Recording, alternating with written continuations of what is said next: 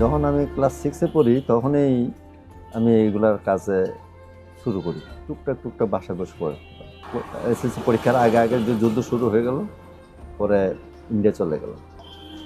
India চলে যাওয়ার পরে ওখানে আমি আবার স্কুলে ভর্তি হইতে চাইছিলাম, কিন্তু ওরা খুব একটা ইয়ে দিল না। তো এখন কি করব, পরে একটা ছেলে আবার বাংলাদেশি, সে আমার হঠাৎ একদিন এসে বললো যে, দাদা কয়েক যে আমি এক জায়গায় কাজ করতেছি, ওখানে কাজ শিখতেছি টেকনিক্যাল লাইন।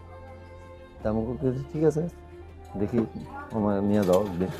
তো গেলাম, যাওয়ার পর দেখি যেদিন গেলাম ওই দিনই আমার সঙ্গে সঙ্গে ওনারা আমাকে নিয়ে নিল। না পরে পরে ওনাদের ট্রেনিং দেয়, ওই যে খাতা কলম পেন্সিল ইনস্ট্রুমেন্ট বক্স সব দেওয়া দেয়। তো ওরা বোর্ডে প্রথমে বুঝাই দেওয়ার পরে পরে আপনার একটু প্র্যাকটিক্যাল করার জন্য বাসায় পাঠায়। তো ওই যে মাথায় ঢুকছে ওই মাপ ঝোঁক ওগুলো নিয়ে ওই সেইগুলো থেকে এই যে বক্সগুলা বিভিন্ন ধরনের অর্নামেন্ট বক্স, জুয়েলারি বক্স, ওষুধের জন্য বক্স, রেডিও পার্টসের বক্স, সর্বনিম্ন আমার এখানে পতাকাগুলো আছে 60 টাকা 70 টাকা, আর উপরে আছে 400 450 টাকা আছে, 800 টাকা পর্যন্ত আছে। ওই বক্স আছে, ওই যে পার্টসের যে বক্সটা, এগুলো আবার পিভিসি শিটের থিকনেসের উপরে, কোয়ালিটির উপরে, মেটেরিয়ালসের কোয়ালিটির উপরে ডিপেন্ড।